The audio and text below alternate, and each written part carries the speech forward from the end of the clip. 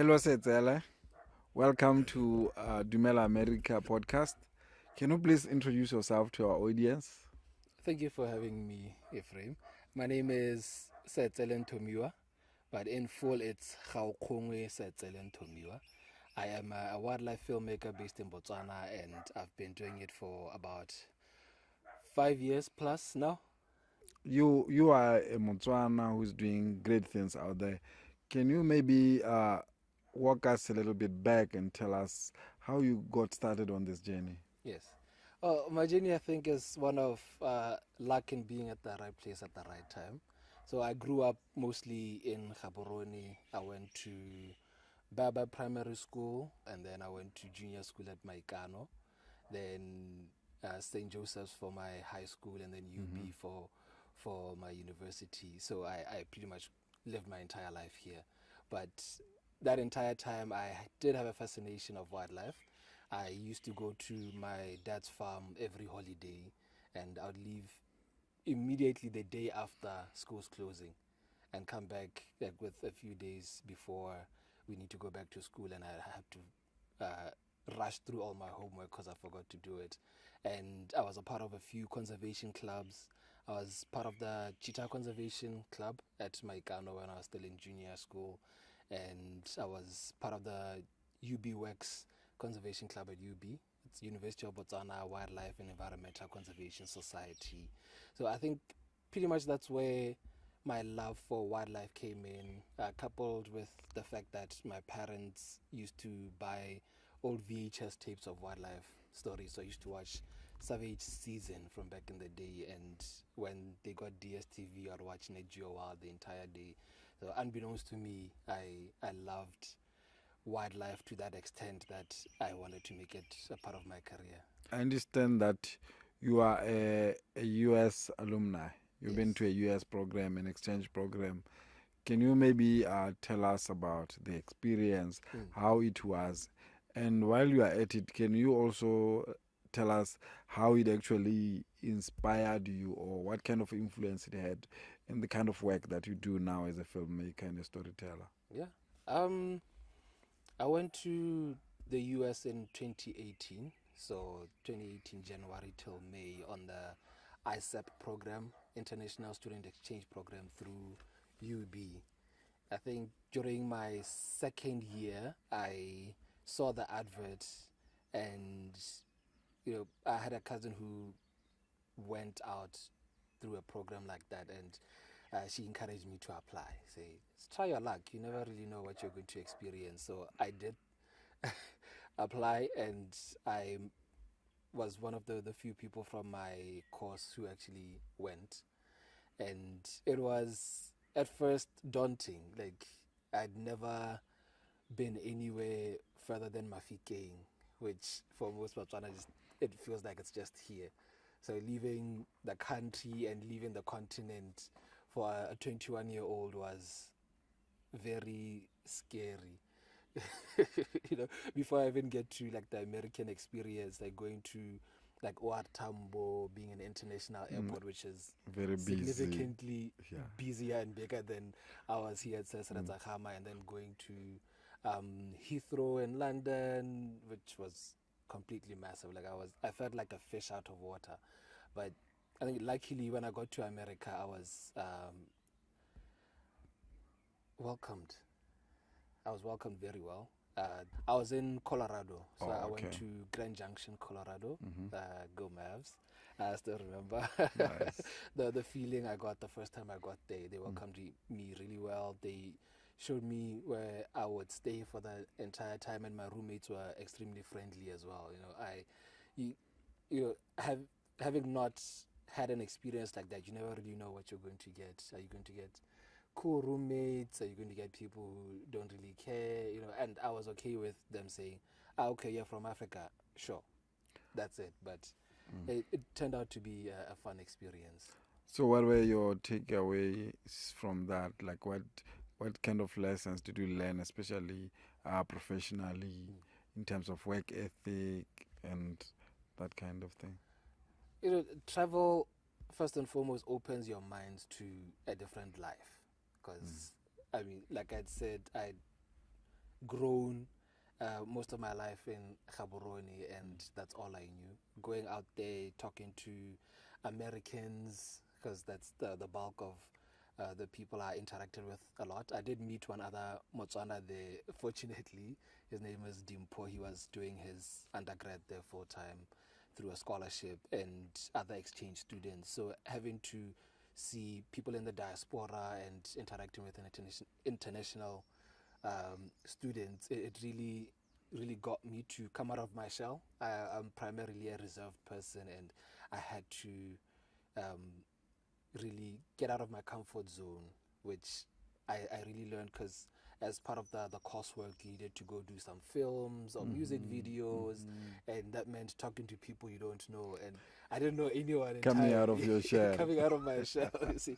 So it really pushed me, and I think that's one of the things that really sparked an outward character that I needed to build in order to survive in this industry that I'm in and in the filming industry as a whole. So, yeah, talking to people I don't know, having to reserve places, and like if you don't ask, you never really know if someone is going to agree or not to do what you want to do. And fortunately, I managed to work on that muscle, and it really did add on to a great experience. So, it in a nutshell, I'd say, yeah, being in America did help me like get comfortable with coming out of my shell a lot more.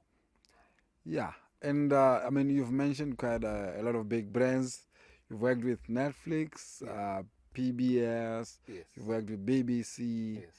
Can you tell us like how easy or tough was it, and also the experience? How was it, especially for a young Motswana who grew up in Gaborone and having to work with such major brands? And Yeah. what kind of an impact has it had on you? It has the biggest impact. I mean, first and foremost, people from around the world are watching things I've done, and I've never met them. I probably never will, which still sounds crazy to me.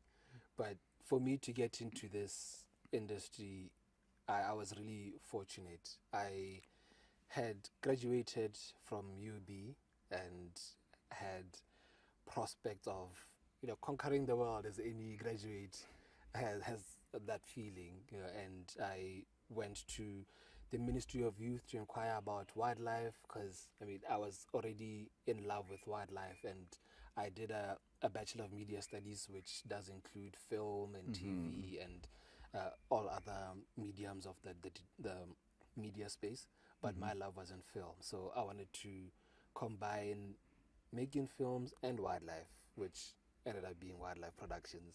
And from the Ministry of Youth, they directed me to the Ministry of Tourism because that's where a lot of the wildlife filming Is done. is being processed, is being submitted, and a gentleman by the name of Dr. Flyman really got me in contact with my employer at the time, Brad Bestelink. So just me asking how I can get into this was what opened the doors for me, which I think I was extremely fortunate about, and that was only the beginning.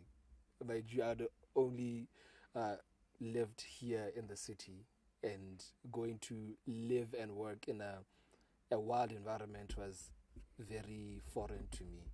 My first day on the job, I had to move to Maung, and about a week or two later, I went to the Delta to live a totally different life. So it was very shocking having to see wildlife not on TV, but they're right next to me. And in the concession where we are working, they're so habituated, they're used to cars that they are comfortable being 3 meters away. And for me, I was like the first time you see a lion, it's bigger than you actually think. Yeah, on TV, exactly. Yeah.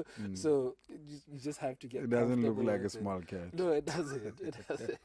So, you really had to. I had to put in a lot of courage because I was with a gentleman called Noah at the time who was taking me through the ropes, and I was like, yeah, I need to look like I know what I'm doing because it was just the two of us for the entire week. Yes, yeah. But he really did teach me, and it what I had learned, not only from him, from the owner of the company where I worked, is, time does mold you into what you need to be. So I took the time in learning about the wilds, filming, trekking, driving off road, understanding when an animal is dangerous or when it's not, like when it's threatening, displaying threatening behavior or not. And now I'm able to tell at a glance that this elephant is chilled or this lion is friendly compared to when I had started all those years ago. So how did you break into this industry? How was, I mean, you've told me that you went to the ministry Mm. and then they referred you to the Ministry of Environment.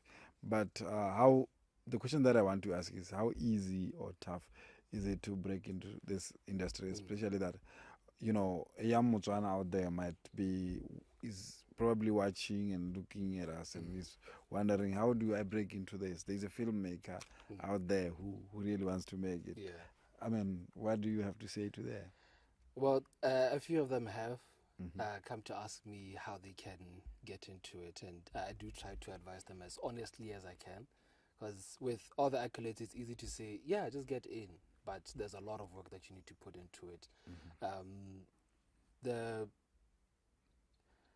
bare minimum that we put is at least a year and a half of training before you are industry ready, and about 3 years for you to actually start competing in the industry. So it does take a lot of dedication. And with the filming that we did for those productions, I would spend 3 weeks of every month in the bush and only get out to see everyone for 1 week. So this is mainly to acclimatize, To familiarize yourself with the environment. And that's also how much time you need to spend in the bush to get that good behavior from the animals. Those cool hunting shots and everything. You do need to spend a lot of time in the bush. So 3 weeks in the bush, 1 week outside to see friends and family, and rinse and repeat for a very long time. So it's not something that you can get from a YouTube video or something. Well, you need to be really out there and experience it. yes. For what we do, you really do need to spend a lot of time out there. And I see. yeah, it's not easy because I mean, for myself, from a city boy who's used to the lights, to silence like this, it's very silent, and you're alone in the car. It can be intimidating. It can be intimidating. It can Unsettling, be lonely sometimes, and you really do need to find peace within yourself to get used to all of that. You talked about training. So usually who does training? Or it depends on the arrangement, like the kind of contract that you have. Or there's some organizations that offer this kind of training. Well, there isn't any formal training that's stood the test of time right now. So a lot of the training is given to the companies that run the productions themselves. So you do on-the-job training as you are part of the production. Oh, I see. Which can be heavy, but I think everyone is trying to find a model that works to have proper training before you can be out there. Because I'd say on this side of the world, if you have a film background or a media studies background or a guiding background, those are typically the backgrounds that people look for in order to bring you on. My hope is that maybe one day we will have an organization that dedicates themselves to training entirely, so that when productions come in, because a lot of the productions do come from outside, from international spaces, like your BBCs, your Netflix, and your NetGeos, we can say, as Botswana, we have this team that has training, at least basic training for what you need, and you can put them on your production for them to learn a bit more and to get them to the level that they want to be confident to say, okay, now you can go do it on your own. We don't need to send anyone from outside, but it's going to take some time. So what does it take for Botswana storytellers or filmmakers to make it in this kind of big brands? Is it usually about, like, do you have an ITT put out there? You respond to it, or there are many ways you can just say, I've worked on this and I think it's good. How does it usually work? or you need someone to put in a good word for you? I think it's all of the above. I mean, Okay. being honest, the industry doesn't have a one-way ticket in. Mm-hmm. Like I said, with all the educational background, even if you don't have an educational background, Mm-hmm. you just need to just get your stuff out there and be visible to the world. Um, have what we call a show reel. A show reel is like a video form of a CV Oh, to I show see. what you can do. So your camera movements, if it's editing, your editing skills, and you have to learn. You can learn a lot of those basics from like YouTube or asking people in the field and just get yourself out there. Come to places like Mokolodi, where you can see the animals, ask the management if they will allow you to film. There's Gaborone Game Reserve. If you are here or anywhere else around the country, you can find wildlife or even just animals. You can start with cattle if you go to your dad's cattle post, just to at least work on the skills and make sure that you put your word out there. You do a lot of, because there's a lot of competition right now. People from the international space want to come here and film. People here want to film. So you can imagine in one room you can have 20 people sending CVs, and you only have budget for maybe one or two. So the competition is very high. So you need to find a way to really stand out, learn as much as you can, and use social media. Of recently, a lot from the productions I've been a part of, if they want to add someone to the production team, they start searching online. Yes, You know, yes. so a producer, a camera operator, they look at your social media. Oh, Is yeah. anyone posting? Because that's easier. I mean, right now we don't really have a database in Botswana, so that's the first thing that they look for. So you need to be Googleable. You need to be Googleable. I Yes. see. I see. Tell me, has there ever been a moment where you, like something happened while in the wild out there that changed your view about wildlife? Yes, yes, for the good and the bad. Okay. Let That's me it. be honest. I see. I think the bad would be that being out there sometimes can get to you. So if your mental stability is not solid, you can really be affected, which is something that I had to battle with early on in my career. It's having to find ways of dealing with that, coping, going to seek professional help, which I have done as well, and I still continue to do. And it really does help me be solid, because I mean, no one really wants you to succumb to negative emotions, negative Exactly, thoughts yes. when you're out there alone in the bush. I don't think that's the real reason why we are doing this.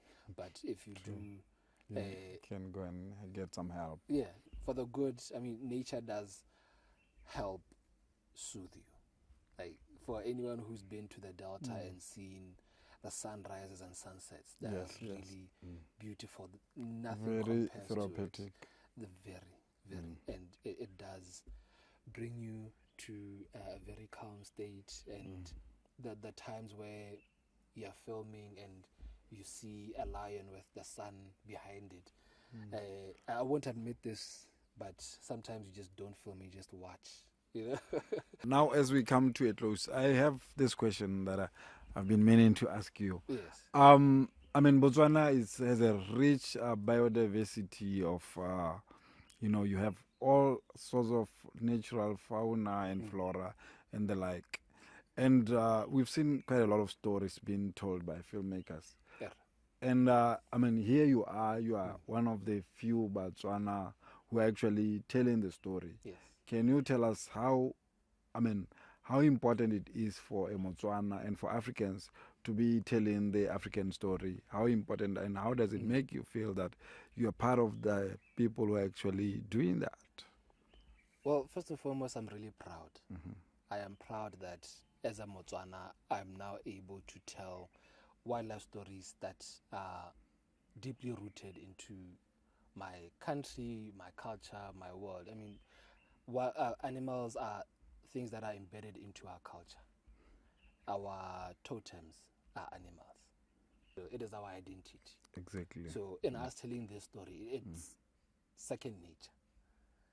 We just have to find ways to explain it in a way that other people will understand, and be patient in telling those stories, because it is something that's been neglected for a very long time, and we shouldn't rush to push it out there for the sake of it.